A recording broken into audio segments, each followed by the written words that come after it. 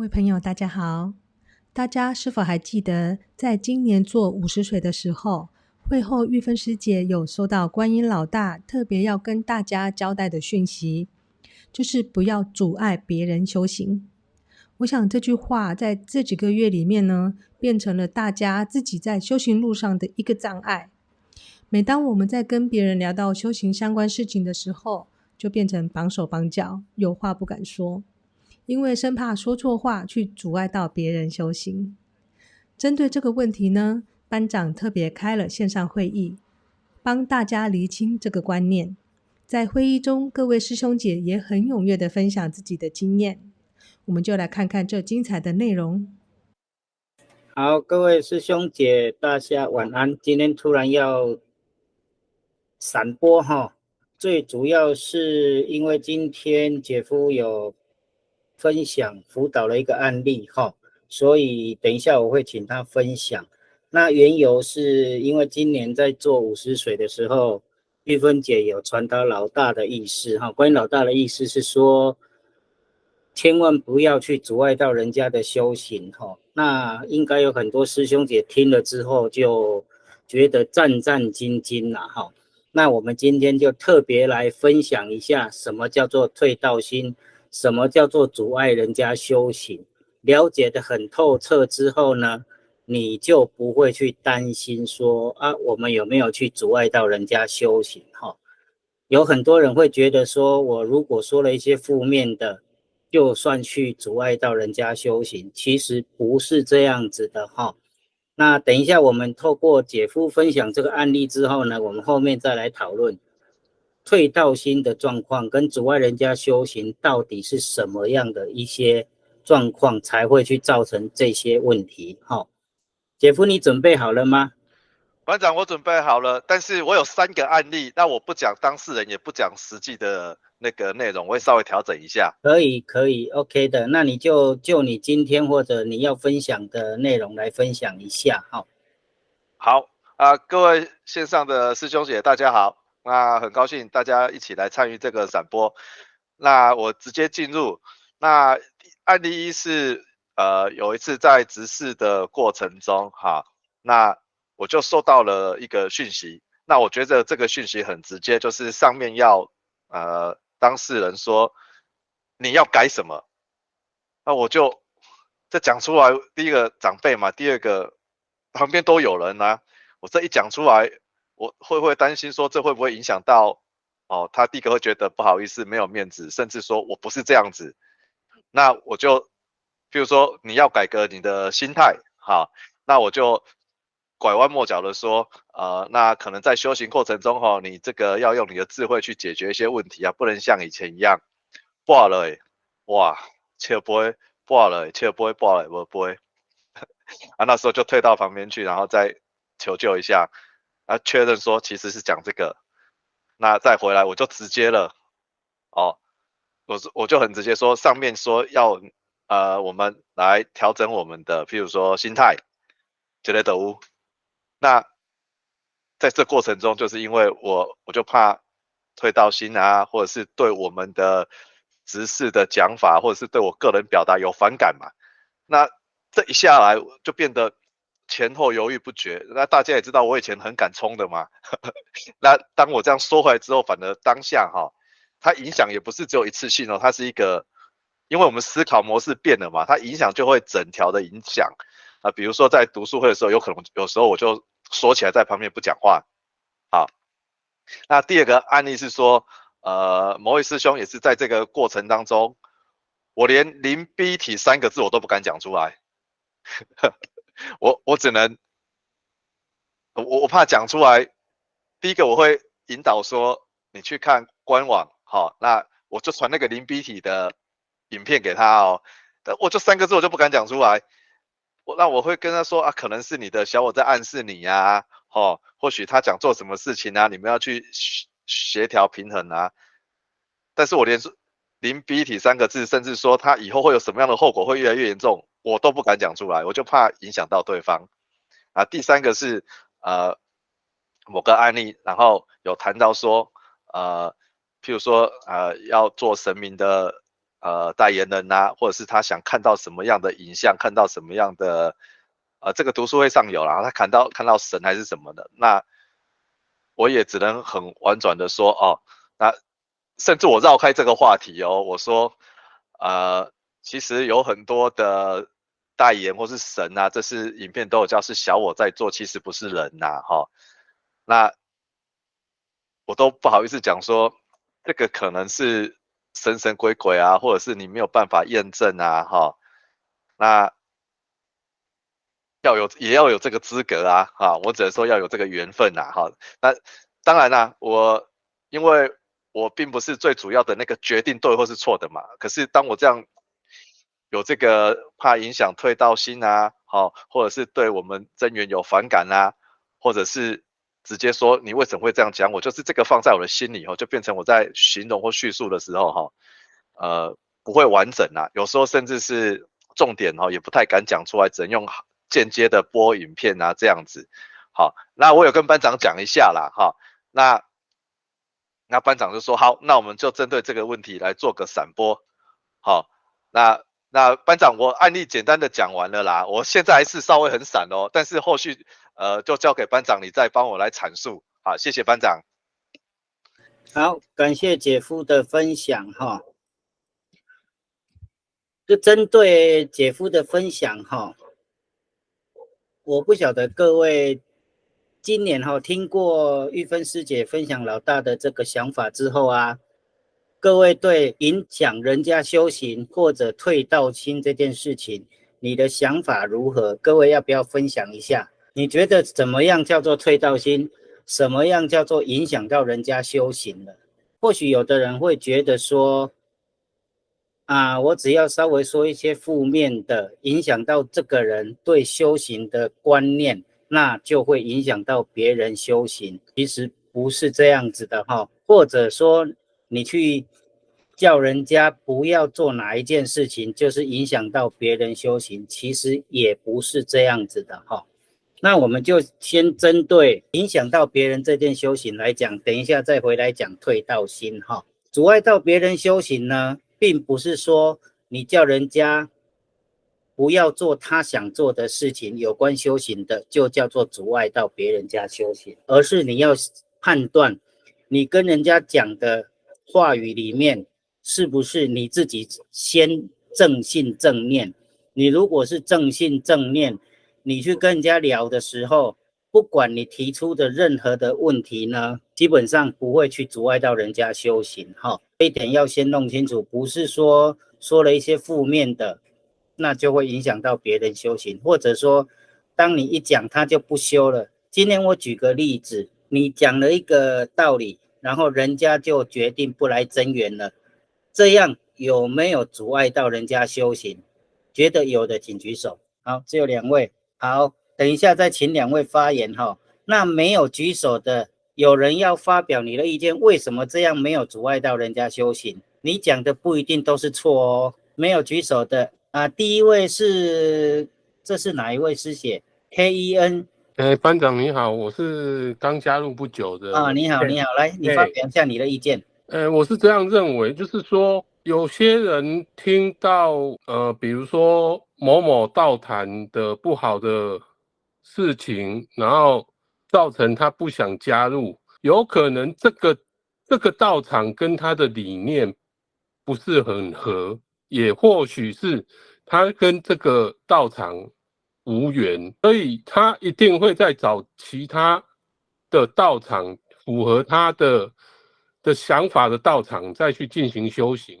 所以这个我认为没有去阻碍到他修行，而是这个道场可能跟他无缘跟他理念不合。很好，太棒了，好，很棒然后来树立请说。我为什么会觉得不是？因为你传达的理念是正确的，而不是就是说就是挑拨离间的，所以就不会有那一个问题。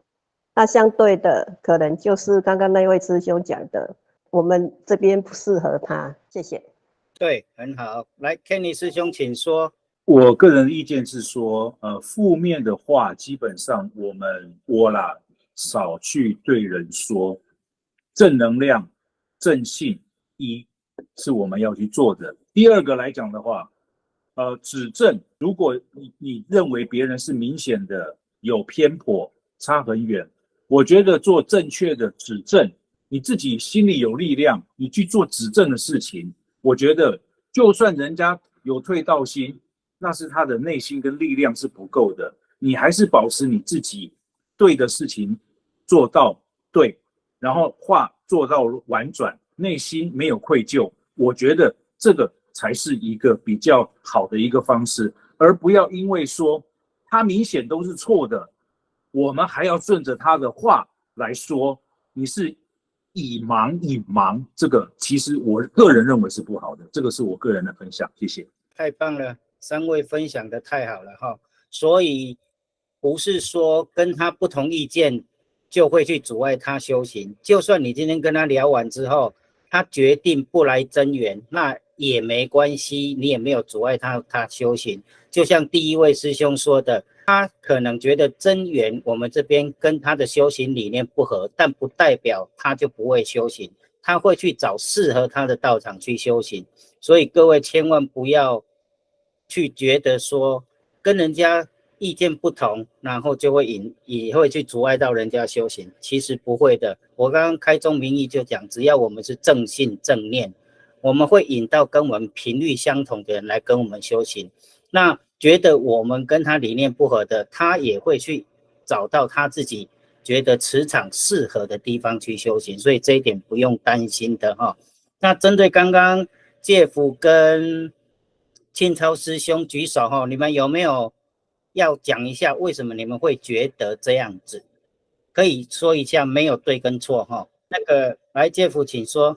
哦，那个其实刚刚树立啊 Ken 啊还有崔志雄讲的这个我也知道了。那我是以我个人来说啦，我以前就比较直接嘛，那我的调整的力度就比较大啊，调整力度比较大，我就想哎呦，就是会说会不会引起退道自心，或者是影响到他。好，那这个是我这边的那个认知啊，因为我个人表达方式啊。对，这个也是我刚刚跟介甫在聊天当中讨论到的，就是说，当他之前还没有比较有方法之前呢，我会阻止他跟人家说这些比较激进的话。那现在呢，他比较进入状况了，我就不会再阻止他说这些比较激进的话。差别在哪里？差别在拿捏度哈。所以这个个人可以去修正自己的修行，觉得自己的力度够了，你就其实你说出了跟人家不同的看法，也不见得会去影响到人家，因为我们有那个智慧去说出这些话语了。庆超师兄，你要不要分享一下？对不起啊，我想我的意见跟刚刚其他几位师兄分享的是一样的，可能是我刚刚在听班长在要我回答在举手的时候我误解了。但是我个人我一直相信一件事情，就是正心正念正知正见。我在过去的一个修行经验里头，不管我遇到任何人对我的信仰有任何的反驳，我基本上我一定会用一个力道来用一个正确的方式来引导对方。那纵然对方他不接受我的想法，那我很清楚我的信仰是对的，我的修行的方式是对的话，我也不会去刻意跟对方有产生直接的冲突。我一直认为说每个人都有他的因缘他也许不在这边因缘他可能在其他地方，但是我会提供他一个观念，就是修行是不等人的，你错过了修行机会啊，此生更待何时？这是我的想法，谢谢。很好，很棒，很棒哈！还有其他师兄姐要分享吗？阿甫说那个姐夫，请你用力的说，我承受得了太好了那个阻碍人家修行这件事情基本上他没有一定的准则，所以这个通通是来自于自己的智慧，讲出来。等一下我们再来举案例来，欣琪请说。欣琪师姐，你是按错还是举手？没有按麦克风。好，请说。我要问一个问题，就是说我们在帮人家起灵的时候，那如果在清理的当下有收到讯息，然后跟当事人讲之后，我收到的人家跟我讲说，哎，我当下讲的话是在恐吓他，那这样是不是也算阻碍人家休息？因为我讲话比较直，所以我收到的我都是当下就讲出来这样子。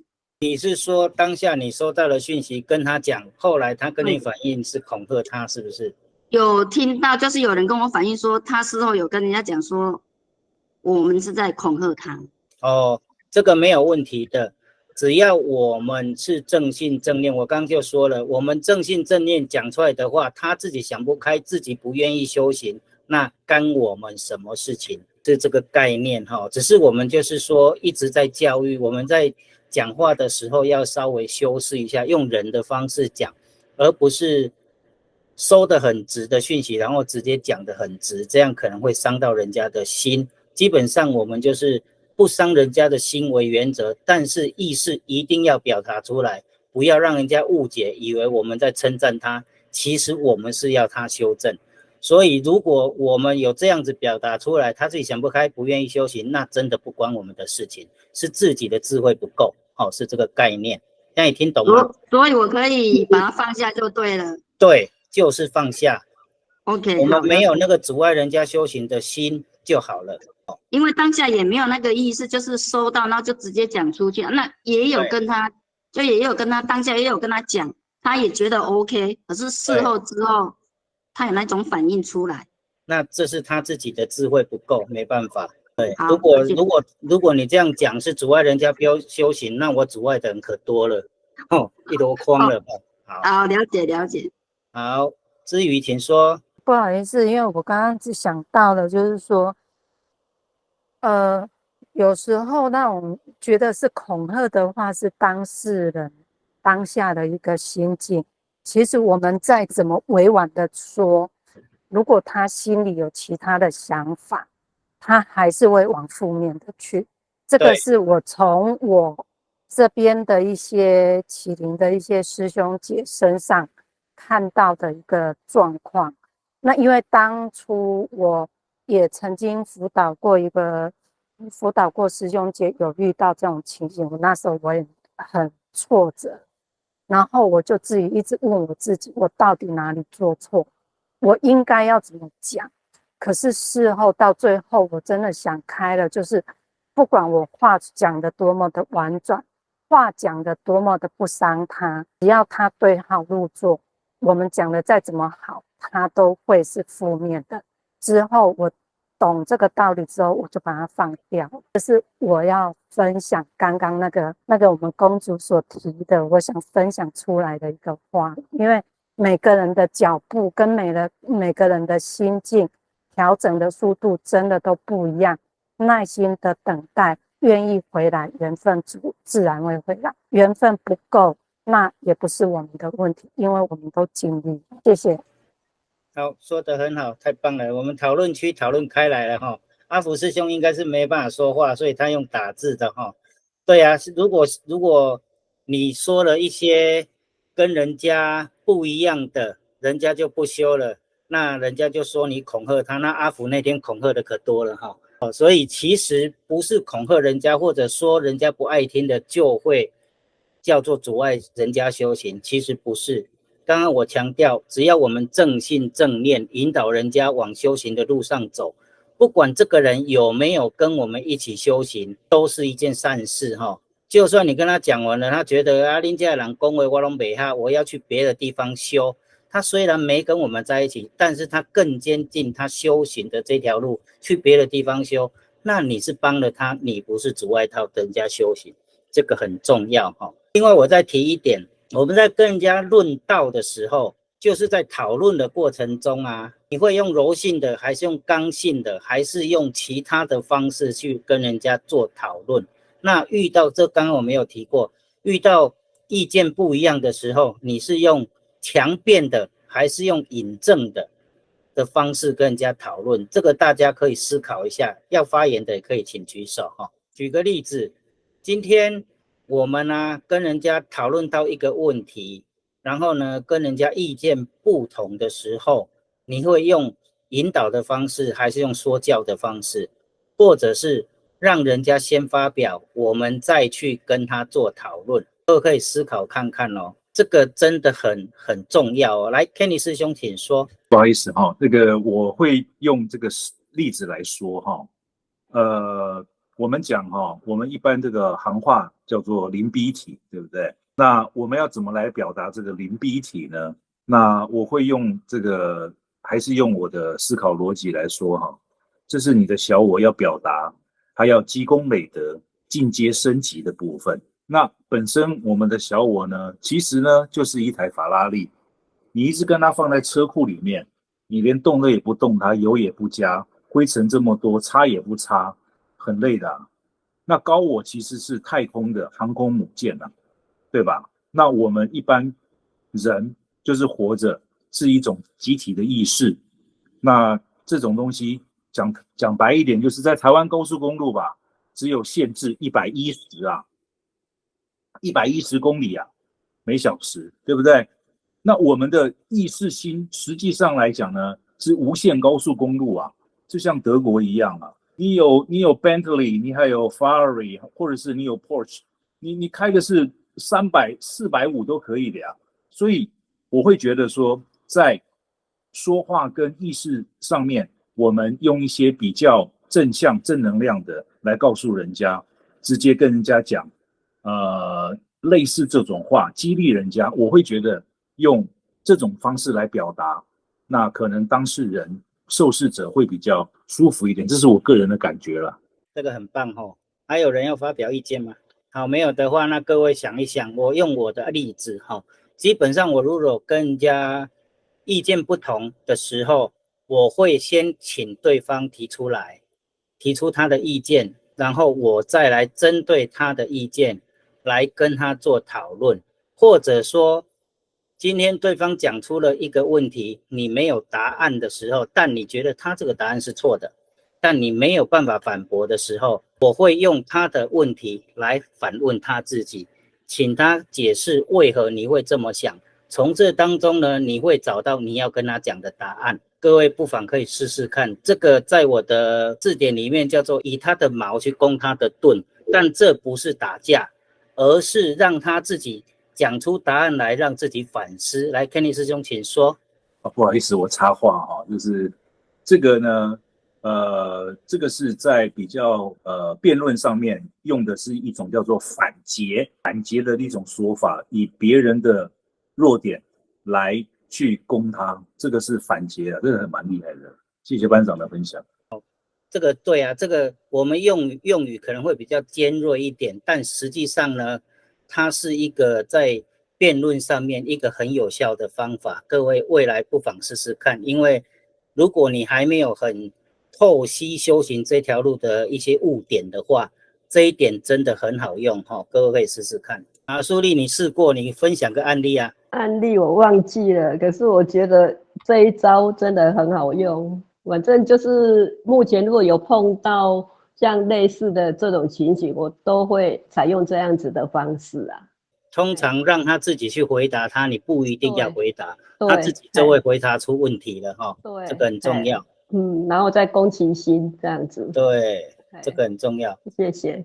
好，针对阻碍人家修行这一点，还有没有问题、疑问或者要分享的？没有哈。好，各位再去看看那些影片还有简报哈。好，没有的话，我们讨论下一题：何谓退道心？有没有人要先发表？什么叫退道心？这个我记得我们在1年前1年的灵学大师里面有讨论过这个问题。那后来就这个问题也没有特别的去探讨过哈。那因为有很多新的先进哈，所以我们今天特别把这一题再提出来。何谓退道心？既然没有人要发表，那我先引言一下哈。如果你觉得最近觉得好烦哦，觉得对修行的事情都提不起劲，然后呢也不想到中心去读书会这些，我都觉得好烦哦，烦死了。请问这样有退道心吗？如果有的请举手，觉得有的。好，4位5位，好的，手请放下。那觉得没有的请举手。好，那我就要问，为何这样没有？没有的人可以举手为何你会觉得没有？来，手请放下，要发言的举手。我觉得因为有时候我们在做一件事情，就像在做修行的时候，它就是一种让你习惯的做的事情。但是有时候我们在做一件事情，难免会觉得很厌烦的时候，或者是觉得很烦的时候，其实我们这时候应该是去调整自己的心念，去了解说你现在的心理是什么。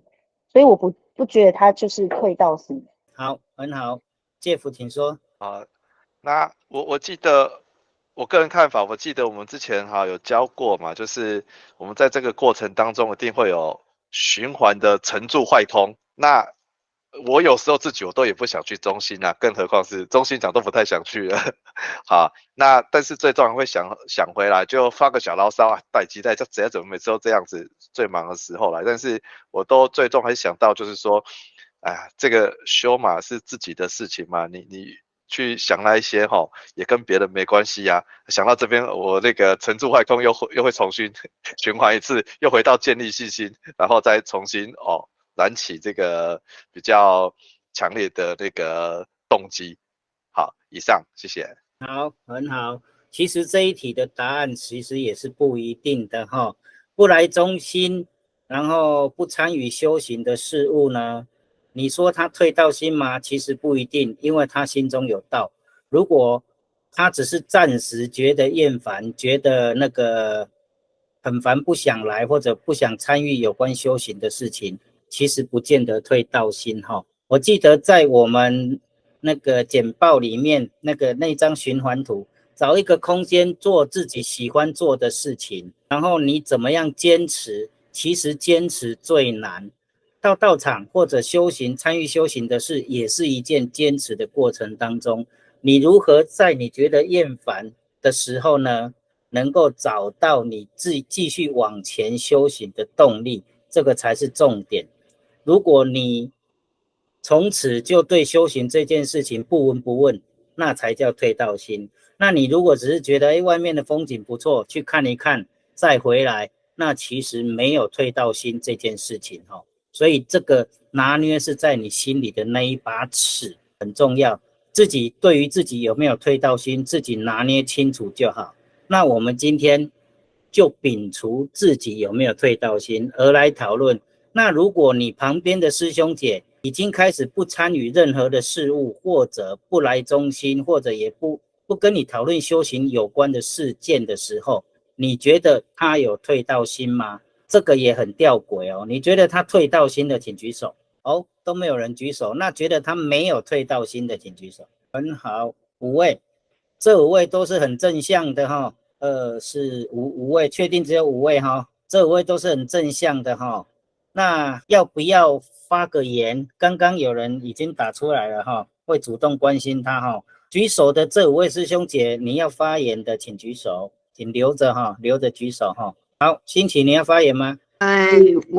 我会先去关心他发生什么事。对，很好，很好，很棒，这是一个过程，一个体验很好那怎么剩下2位？来，庆超师兄请说。那我这边有几个意见再跟来分享一下那我觉得很多的退道心大部分的很多的状况是因为在团体当中那难免人都有情绪，或者是所有互动之间有点稍微有摩擦的时候，其实我觉得是一个影响退道心的一个很重要的一个因素那往往这样的退道心，假如稍微我们察言观色有发觉到的话，我觉得都应该主动去关心，那了解中间的发生的原因。那适度的关心，其实会让有些他只是因为比较容易受到所谓情绪感染的这些师兄师姐们他们比较没有让我们产生所谓的负面情绪，这是第一点。那我也不断的，我觉得我们要提醒他，就是依法不依人就是人在一个团体里面，难免都有会所谓的俄语的合又不合，但是那个秉持的正心正念，其实是导引我们往修行方向的最重要的方式。我觉得这个是一个很重要的一个关键第二个就是我觉得退道心另外一个很重要的因素，就是我们在一个团体里头经常会看到别人哇那个精进的时候，那自己却没有进步，那种挫折感跟失力感跟他的那种挫折感，就会造成他慢慢的渐行渐远他不太远的觉得这个地方可能不适合我，因为我没有进步。可是往往这个我一直觉得说，在一个团体里头，每个人的根气不同，有人有高有低，有人进步的地方很快，有些速度就没有快。我们是不是要适度的关心我们的一些同修跟我们师兄姐，让那些慢的人，我们适度的拉一把，而不是我们把目光就完全注意在比较可能比较容易发挥的身上，我们要多关心一下。那我那天也问问班长一句话，我觉得那是我心里面的话。我说好像我看到好多的年轻朋友们，他对电脑啊，对一些科技的产品的使用的这种速度跟应用的自如，可相对比较下来，我们这个年纪比较稍长的哈，但是这个能力会比较弱一点。那坦白说，有时候会有心理压力，就是我该怎么样去跟进它。可是真的是眼睛跟岁月的不饶人，我真的是做不到。那班长我觉得很开心，他给我答案。我们每个人的才能不同，我们每个人的力量不同，我们每个人的眼界都不同。在睁眼就是要适度按照不同的根器、不同的一个人的专长去找寻他应该有的生命蓝图，我觉得是非常高。那这个也是这个退心，我们要鼓励我们的同修，让每个人都找到他自己的定位。我觉得那个退心的比例会比较降低，这是我个人的意见，提供给大家参考。太棒了哈！那个这个就是那天我跟清超师兄也聊过的，真元有很多面向，你能够找到适合你的坑，自己去把那个坑填了，那你就是找到你的方向，很好。没有说一定是哪个方向或者哪个坑才适合你，并没有，这些坑你自己去找。那老大已经都把这些坑都挖好了，只要你愿意，没有做不到，或者没有你找不到的坑可以去填哈。很感谢清超师兄的发言哈。接下来婷真，请说。我分享一下，就是如果我有遇到看到有这样状况的师兄姐的时候，我会怎么做这样子？因为我的工作就是与人接触比较多的一个行业，所以我的那个就是观察的情况会比较敏锐一些。所以当我今天看到师兄姐有一些可能心情不是很好，或者有遇到修行方面遇到阻碍、遇到困难的时候，我除了会跟他问，我会先听他说完了之后，我提供给他我的想法跟我的建议，那最后我就会放下了。那我会放下的原因是因为其实我们在修行的时候，我们希望能够自助而后助人嘛。那相对的，当我今天帮助了他之后，到底得到什么效果，我就会把它放下了这样子。那我曾经也有跟一个师兄说过，说现阶段如果觉得不想要修，或者觉得很烦闷，那也无所谓，你就享受这个当下你的心情跟情绪，因为这个过程一定会过去。当过去了之后，有一天你的感觉再回来的时候，那你就再回来吧，这样子。那其实我这么做的目的，只是希望能够借由我的说，让他可以在当下过得比较舒服，然后心情比较舒缓这样子。因为我自己的想法啦，其实有时候都是因为情绪影响了自己的判断。那当情绪过了之后，我觉得这件事情就过了这样子。所以我会用这样的方式来跟我认为有遇到的这样的一个情况的这个师兄姐这边做分享，这样子我是会这么做啦。很好，很棒哈。这个我也顺便由你这个回答去回答家珍的问题哈。不要辅导人不成功，或者觉得有挫折，会影响到自己的心哈，千万不要，因为我们没有空去关心这些停下来的。你只要问过他，然后已经告诉他，甚至已经了解他的状况之后，千万不要自己有挫折，没有空，我们还要往前走呢，还有很多人等着你辅导，这个很重要哈。来，知宇请说。其实我分享一下我最近因为这个大和解之后我体会到的东西，就是说其实我人虽然会急，但是我很清楚是因为大家都是集体在前进，那我现在没有前进，不代表我不前进，而是因为我要沉淀。我沉淀的东西是什么？我是要去沉淀，我把我生命蓝图中的大方向去找出来。再另外一点就是我必须沉淀出我自己的那一种沉稳力，以及我过去曾经有过的种种，其实我觉得那都对我来说已经过去了，对肉体来说过去了，可是对我的潜意识来说，很多东西它是需要抒发的。可是因为前一阵子虽然和解，但是因为我事情多，所以我以为和解完了，好像没什么感觉，所以我不理他。可是我一不理他，我发现2个多礼拜后，很多的状态浮上来之后，我才开始慢慢的又让自己把手边的所有事情给放下，慢慢去把我的内心的很多东西继续去把它挖出来，甚至就是让我们常在讲的意识流跟心流自然而然的去让它走过，当它走过了，发泄完了，这些东西就影响不到你了。这是我这一阵子的一些体会，这是我的分享，谢谢。好，很棒。Kenny 师兄，你有没有发现你找到知音了？他已经把你的心事流跟意识流用得淋漓尽致了哦，太棒了。接下来呢，我们来出一个考题。那我是建议每个人都发表一下意见啦齁。那如果你要发表的意见被人家先说了，可以允许你不发表齁。接下来我们开始抢答。如果今天遇到一位师兄姐在批评真源，那你会用什么方式？你的想法是什么？你会用什么方式跟他讲？或者你根本不会理他？我们开始来抢答好吗？要回答的请举手。注意哦，我问题里面有吊诡哦，批评的是真源，而不是批评修行哦。请回答。来，志宇请说。这个举手的就不要放下了哈，我会依序请你回答。来，志宇请说。如果他批评的是真源，我就听一听当笑话。那如果我觉得他对修行他是没有放弃的，那我会稍微带入我们的宗旨。那至于他接不接受，就不关我的事。好，了解。Kenny 师兄请说。基本上来讲，我会觉得就是批评的项目跟项次，我坦白讲，我会请他比较明确的讲出来。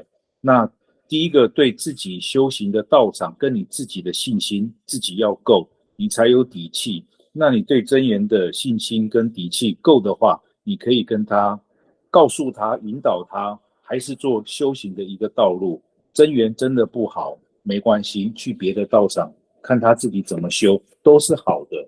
你最终你是修你自己的心。那真源好不好，每个人的口味不一样。把真源的事情，他所说的事情，让他心中的疑惑，我觉得降低，这个是对我来讲的话，理清楚有疑虑的事情，我会朝这个方向去努力跟去做的，是这样。谢谢。很好，太棒了。来，听真请说。如果是我分2个层面，一个层面，他到底是说的是事实还是他的感觉？如果他说的是事实，譬如说我听谁谁谁说了什么事情，或者我看到什么事，那我会听他说完之后，我会问他说，那我们要不要确认一下这件事情的真实性？会这么做的原因是因为谣言止于智者嘛。那最可怕的一个环境就是耳语造成的环境。那我会把这件事情，我认为这件事情应该要充分的把具体事实把它查清楚，这样子，这是第一个。那如果说他是感觉的问题，我会听他说完之后，我会告诉他，理解他为什么会有这样的想法，然后分享我的想法跟我的看法给他，然后给他做参考，这样子。如果是我会用这2个方式来跟这个人说，这样。很棒哦，你讲出了一些细节哈，太好了。来，纪言请说。如果是我的话，我会先了解他主要的原因会在哪里。那如果只是他臆测，他想象，或者是他只是听别人讲而造成他有一些不好的想法，那如果可以的话，会协助他理清啦。那如果是他已经对这个地方产生不 OK 的状况的话，那当然就会像师兄刚刚说的，就是那如果他觉得这样子，他可以去外面再看看，找更好的地方。但是如果他讲的是事实，真的是我们没有做好的地方，那也许我们就可以重新再调整一下，是不是我们可以让事情做得更完整，让每一个人更有感触，更有感觉。对，以上。好，很棒哦。好，宝源请说。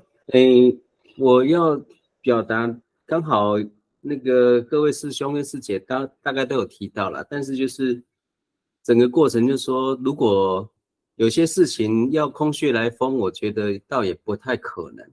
我也会先去了解一下这个事情的缘由，那先分辨它是不是真的有发生，那他说的内容是不是属实。那我会觉得说，如果不是属实，是谣言，我会直接先给予他一个正确的说法，厘清这个事实的真相。但是第二个，如果说他说的确实是真实发生的，我会觉得我会先把这个事情了解之后，然后会先给他一些可能片面的一个模糊的说法，或者是可能那时候是什么情况，可能那时候是什么情况，然后我回头再会去跟我们核心群这边去反映这个事情。因为事情总是有谣言出来，有事情出来，总是应该会有一些我们值得探讨跟改善的地方，一定会有，才不会有这些事情发生嘛。所以我会觉得还是要有自己做调整或者是自己思考的一个空间存在了。所以这个部分还是应该要放在心上，要去处理的一个部分。谢谢。好，很好。各位既然都已经讲到了核心的问题，来，我来模拟一个状况。今天有人跟你说，我不喜欢增援，我不是不喜欢，也不是不喜欢老大，而是我觉得班长很讨厌，每次讲话都会影射我，然后都会刺激我，让我觉得这个地方我不想去了。那请问针对这个问题你会如何处理？要回答的请举手哈。针对这个问题其实有发生过哦，各位是没有处理过这个问题而已哈。如果你听到了这样的话语，你如何去处理这个事件？刚刚其实宝源有提到，各位可以想一下怎么样去化解这样的一个言语。来，志宇请说。我会先问他是哪几句话，那这一些话为什么对他内心产生冲击？是不是他内心曾经有过什么样的疑问？因为会对号入座，通常就是自己过去曾经有过状况，所以我会用引导的方式让他去说出他的问题。我不会去解释我们班长多好怎么样，因为我再怎么解释，对他已经有植入性的行为跟思想的时候，我想他听不下去，所以我可能会去问，班长到底哪几句话你入了心？你为什么要入心？入心的原因在哪里？我先从他身上找问题，愿意讲就讲，不愿意讲，我觉得，真缘就是真缘。那对他来讲不是真缘，那你再怎么形容真缘是真的，那一切都是假的，这是我的理解。好，很好，很棒哈。刚刚宝源也有说哈，针对问题你可以到核心群去提出来。那如果你不是核心群的成员，请向上反映，跟你的中心长反映，这个问题自然会到核心群。如果是真的是某些人的做法有问题，那当然核心群会自己开检讨会去讨论这件事情。那如果这件事是他自己，就像子宇说的，他自己受过哪些伤害，听到某些话就会自己对号入座的时候啊，这个时候再用别的方式，像子宇的方式去处理也可以哈。来，苏丽请说。我觉得最直接的方式就是说，如果他觉得说班长，不要说是班长啦，或者是说其他的师兄姐怎么样，一定要说班长啊，不然有人要对号入座了啊。就是直接问当事人就是坐下来好好的谈一谈。那如果谈了之后，彼此就是说一个人不愿意承认错误，因为有时候可能是无心的。那如果说调解之后啊，还是没有办法放下，那就因为班长也不可能离开增援啊。那这一位师兄姐就看他自己的意思啊，因为我会跟他讲，这个也是就是说在一个道场都是会发生的事情，那你要知道你为什么要修行，你信仰的是什么，不要看人修。那如果说在这些过程调解过程当下都还是没有办法，就只有让他自己去做决定啊，或许他可以找到更好的道场。OK， 谢谢。好，底下有人说答案呢，班长会退群哈。其实哈，我要说这件事情就是说，不管你的修为有多高，有时候还是会有人看不下去，所以不要玻璃心。这阿福说的哈。第二个就是说，万一真的有一件事情，那大家都一同认为，哎，我某个角度或者某个态度是不对的，大家在指正我的时候，当然这个就是被指正的这个人要想办法自己修正。那如果真的没办法，你要他退吗？不可能，你就不要去接近他就好了。因为老大是公平的，老大对每个人心性考验也是公平的。如果是真的是这个人有问题，老大自然会给他考验，他自己会修正的。这个在某些师兄姐身上其实也都验证过了哈，确实会这个样子的。好，那讨论了这么多的问题，那各位有没有疑问，或者你有感觉心得想要发表的，请举个手。其实最近被考得最凶的，我想就是介夫了哈，他已经应该从小孩子现在已经被考到满18岁了哈，所以大家要恭喜他，他已经经过老大的认证，已经开始在渡人了哈。大家也要，其实大家其实是要向他看齐的。各位知道姐夫在渡人都怎么渡吗？姐夫，我可以说你那个日本人的案例吗？可以啊，你说。可以哈。你知道姐夫怎么渡人吗？他只要遇到人就讲，虽然有点疯狂，可是如果你是这种无可救药的乐观，我相信你要渡的人就很多。他可以跟日本人，他不会讲日文，然后跟人家吃个饭，他就用翻译机跟人家讲修行。你有没有办法做到这么疯狂？不是在说一定要做到这么疯狂，而是你对你修行这条路你的认知跟你的体悟，你到底有多有信心？